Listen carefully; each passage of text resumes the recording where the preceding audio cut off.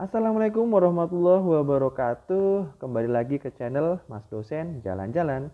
No learning perfect, biar perfect jalan-jalan dulu. Oke, di video kali ini kita akan melanjutkan materi yang sebelumnya di mata kuliah Matematika Diskrit atau Diskrit dan Kombinatorika, yaitu terkait relasi bagian kedua ya. Nah, masih bersama saya Adri Priyadana. Oke, kita langsung saja. Nah, kemarin kita sudah mengetahui ya sifat-sifat dari relasi di video sebelumnya terkait relasi bagian satu, di mana yang pertama adalah relasi sifatnya adalah yang pertama kemarin refleksif, yang kedua stangkup, tolak stangkup, dan yang terakhir transitif atau menghantar gitu ya. Nah, kita lanjutkan pembahasan terkait itu juga. Nah, di sini ada yang namanya relasi kesetaraan, teman-teman, di mana relasi R pada himpunan A disebut relasi kesetaraan atau equivalence relation. Nah, jika ia refleksif, stangkup, dan menghantar, artinya sebuah relasi itu dikatakan relasi kesetaraan kalau memenuhi tiga sifat ini, teman-teman. Ya, jika memenuhi tiga sifat ini, paham ya? Nah, makanya ketika ada suatu relasi dia tidak memenuhi sifat-sifat tersebut, kita bisa membuatnya agar memenuhi dengan menambahkan suatu elemen ya, dimana disebut sebagai di sini teknik klosur relasi. Jadi bagaimana membentuk sebuah relasi yang refleksif, simetrik, atau transitif ya. Jadi kita bisa melengkapi relasi tersebut agar memiliki suatu sifat, yaitu misalnya refleksif, simetrik, ataupun transitif. Nah, klosur menentukan atau membuat relasi baru. Jadi kita tambahkan relasi baru, teman-teman, yang mengandung relasi lama R sedemikian sehingga relasi baru tersebut menjadi bentuk refleksif, simetrik, ataupun transitif. Nah, klosur refleksif, klosur simetrik, ataupun klosur transitif dari masing-masing sifat tadi ya, untuk memenuhinya kita akan bahas satu persatu. Nah, yang pertama klosur refleksif. Masih ingat ya, suatu relasi dikatakan bersifat refleksif kalau dia memiliki elemen yang sama atau diagonalnya. Kalau kita bentuk dalam kita representasikan dalam bentuk metrik, dia memiliki diagonal satu semua. Jadi sebagai contoh di sini ya, 1 2 3 berarti harus ada 1 1, 2 2, dan juga 3 3, ya kan? Harus ada ketiga ini. Nah, di sini ketika ada suatu relasi yang seperti ini relasi awalnya seperti ini, kita cek satu-satu ada, tapi dua-dua nggak ada, tiga-tiga nggak ada. Jadi relasi awalnya seperti ini. Nah, kita akan menambahkan suatu relasi baru tadi ya, relasi baru ya, yang kita gunakan untuk melengkapi agar dia bersifat refleksif. Tadi yang ada baru ini ya, artinya kita perlu menambahkan ini. Ya, kita buat saja di sini ya. Nih. Tinggal digabungkan. Ini digabungkan dengan ini. Jadinya seperti ini. Maka sekarang relasi yang baru sudah bersifat refleksif. Karena sudah ada 1 1, sudah ada 2 2, sudah ada 3 3. Gampang kan teman-teman? Jadi tinggal kita melengkapi gitu ya. Tugas kita melengkapi gitu ya, tidak hanya matriks tapi juga insya Allah nanti teman-teman juga akan bisa melengkapi hidup orang lain. Oke, kita lanjut. Nah, yang selanjutnya adalah klosur simetrik. Ini juga simpel sih teman-teman. Klosur simetrik dari suatu relasi R pada himpunan A adalah R bagian dari R inverse-nya. Masih ingat inverse ya, ketika ada 2,3 berarti inverse-nya 3,2. Jadi kita tinggal lengkapin aja nih yang belum ada inverse-nya. Contoh nih 1,3. 1,3 kebalikannya 3,1 ya. Belum ada ya, belum ada. 1,2 kebalikannya 2,1 sudah ada. 3,2 kebalikannya 2,3. Belum ada nih. Yang ini belum ada balikannya, yang ini juga belum kan tadi. Kalau yang ini kan kebalikannya sama ada. Nah, berarti tinggal kita tambahkan yang dua ini aja. Ini masuk di sini atau pelengkapnya atau inverse-nya. Terus yang ini kita gabungkan dengan yang di sini. Jadinya yang di sini, teman-teman. Sekarang tinggal kita cek 13 balikannya 31 ada, 12 balikannya 21 ada, 23 balikannya 32 ada, 33 kebalikannya 33 juga ada. Maka relasi ini dia sekarang sudah bersifat simetrik. Gampang kan? Tinggal kita lengkapin. Pokoknya kali ini kita belajar melengkapin ya. Melengkapin relasi ya, bukan melengkapi kehidupan orang lain ya. Nah, yang terakhir, klosur transitif. Nah, pembentukan klosur menghantar atau transitif lebih sulit sebenarnya daripada dua buah klosur sebelumnya. Nah, di mana di sini klosur menghantar dari R adalah, jadi persamaannya seperti ini. R bintang. Dia dapat dicari ketika dia digabungkan ya. R2, R3, dan seterusnya. Nah, jika MR, jadi kita akan merepresentasikan untuk mencari klosur dari transitif di sini kita akan merepresentasikan dalam bentuk metrik ya, metrik M. Jadi metrik relasi MR adalah matriks yang merepresentasikan R pada sebuah himpunan dengan n elemen. Maka matriks klosur menghantarnya ketika kita ingin cari klosur menghantarnya, persamaannya atau rumusnya atau formulanya seperti ini. Tergantung ketika nanti dia ada 3, berarti dia sampai 3, kalau sampai 4 ya sampai 4 dan seterusnya. Bingung? Oke, kita pelajari aja. Kita lanjut dulu. Nah, contoh di sini ada relasi R seperti ini, teman-teman. Di situ ada 3 ya. Ya, ada 3. Berarti tadi rumusnya yang di sini sampai di sini ya.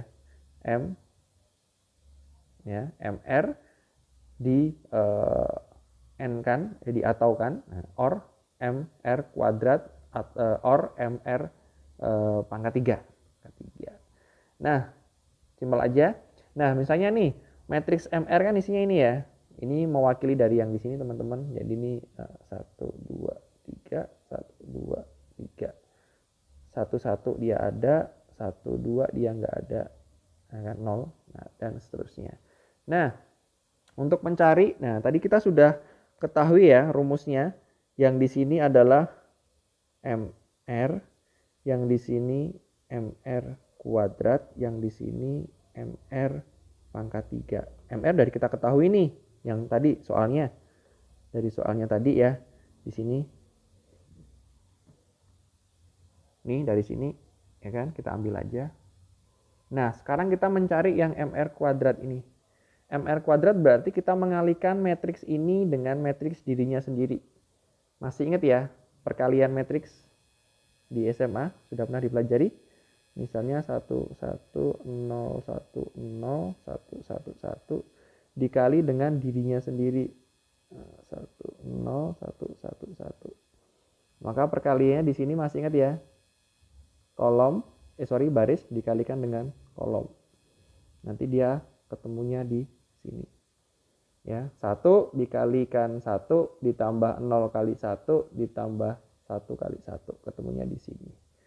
Nah, ketika kita sudah tahu MR kuadratnya, tinggal kita cari MR pangkat 3-nya, yaitu ini, hasilnya yang di sini, kita kalikan dengan yang MR awal. Sama perkalian matriks juga. Maka nanti kita dapat temukan ya matriks klosur menghantarnya. Ya, menghantarnya. Dimana di sini tinggal kita convert ke dalam bentuk himpunan biasa. Di sini. Gitu. Ya, agak sedikit ribet ya. Jadi yang penting di sini yang paling dibutuhkan adalah perkalian matriks dengan matriks ini. Nanti teman-teman coba pelajari lagi. Mungkin juga ada di materi di channel Mas Dosen Jalan-Jalan. Coba teman-teman cari aja matriks dan operasinya. Di situ ada tata cara untuk mengalihkan sebuah metrik. Gitu. Nah ini tadi ya, M kali R atau kuadrat itu artinya mengoperasikan dalam hal ini operator R sama seperti perkalian. Oh iya, tadi lupa. Nah, di sini ada operasi ya. Artinya ketika di sini atau berarti ketika dia sama ya, true dia true gitu. Di sini false true dia true. False dia false. Masih ingat ya? Tabel kebenaran ya, bukan tabel kebetulan ya. Kalau or itu ketika ada satu saja yang true, maka dia true. Tapi kalau semuanya false, dia false gitu. Nah, relasi and array di sini juga ada yang namanya relasi and array sebagai cikal bakal dari suatu relasi yang nanti mengarah ke suatu yang namanya basis data ya, teman-teman. Nah, relasi and array adalah relasi yang menghubungkan lebih dari dua himpunan. Jadi himpunannya bisa banyak, teman-teman. Nggak cuma dua. Tadi kita belajar dua himpunan saja ya. Nah, di sini nanti bisa banyak, lebih dari satu ya, lebih dari dua, tiga misalnya, empat misalnya. Nah, contoh di sini ada sebuah himpunan NIM, nama, matkul, nilai ya. Jadi ada 4. Nah, di sini ada 4, teman-teman. Ada 4 himpunan. Nah, kita bisa membuat relasi antara 4 himpunan itu. Yang pertama misalnya NIM yang ini ya, namanya ini, tergantung nanti relasinya harus ada dasarnya. Jadi misalnya Amit dia memiliki NIM-nya yang ini, pasangannya yang ini misalnya.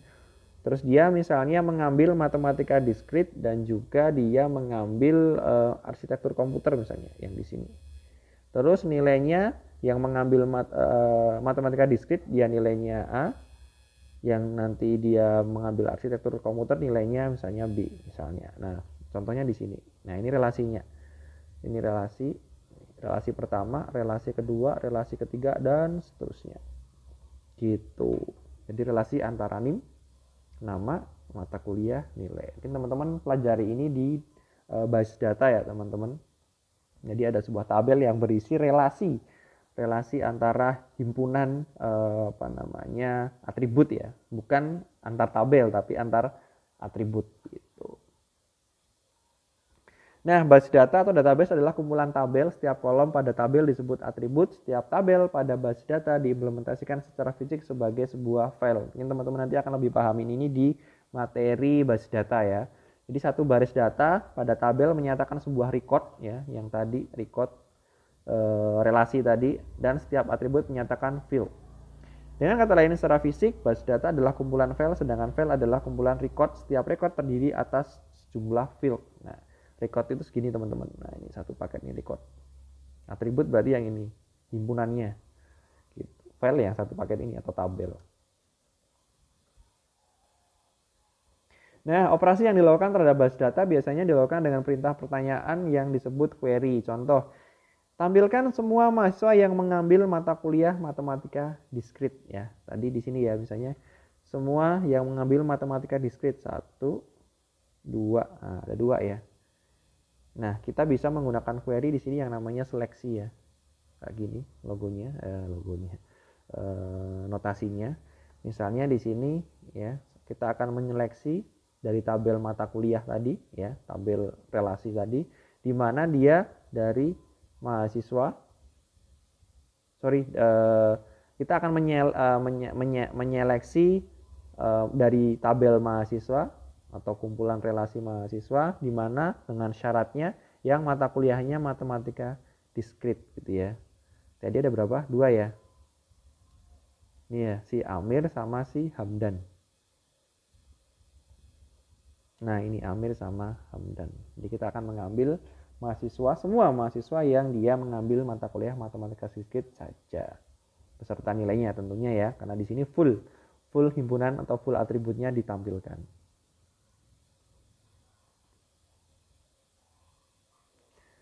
Nah, proyeksi kita juga bisa melakukan mengambil data dengan atribut tertentu. Jadi tidak semua atribut dituliskan. Jadi misalnya kita akan menggambarkan ini kayak pi ya, proyeksi namanya. Kita hanya mengambil nama, matkul sama nilai. NIM-nya nggak kita tampilkan. Jadi perintah query-nya seperti ini dari tabel atau relasi mahasiswa. Maka yang muncul cuma nama, mata kuliah dan nilai saja. Tidak ada NIM-nya karena NIM-nya tidak kita ambil. Gitu. Nah, contoh yang 2 cuma ngambil nama sama NIM ya sama. Operasinya query-nya seperti ini. Nah, selanjutnya di sini kita juga bisa melakukan operasi join, di mana di sini kita akan menggabungkan 2 relasi. Contoh di sini ada relasi mahasiswa 1, di sini ada mahasiswa 2 gitu ya. Di mana di sini joinnya nggak ada syarat ya, pokoknya kita ambil saja dari gabungan ini sama ini ya, kita join biasa aja. Maka nanti di sini yang belum ada contoh, karena yang ini yang di depan ya mahasiswa 1. Contoh di sini NIM nama sama JK, NIM sama nama di sini udah ada, JK-nya nggak ada, jadi tinggal kita ambil yang ini, terus sisanya yang ini. ya, sisanya yang ini. Terus ini sisanya yang ini kita ambil. Di sini, di sini. Ini sisanya yang ini. Di sini. Ini di sini, ya. Terakhir ini agama. Jadi tanpa syarat, kita joinkan asal aja gitu. Gitu. Cuma digabungkan saja. Nah, ada yang namanya SQL Structure Query Language, dan teman-teman lebih bahas ini di basis data. Jadi bahasa khusus untuk query di dalam basis data disebut SQL. Contoh di sini, select name, nama matkul, nilai from mahasiswa, where mata kuliahnya matematika discrete yang tadi ya. Kita mengambil nama, name, nama, matkul, nilai, jadi semuanya kita ambil, di mana mata kuliah yang diambil adalah matematika discrete, sama tadi ya. Hasilnya ini. Gitu. Jadi sebenarnya implementasi dari relasi ini lebih ke arah ke nanti mata kuliah basis data. Walaupun mungkin teman-teman hanya akan mendapatkan secara praktik saja ya, tapi dasarnya adalah relasi ini.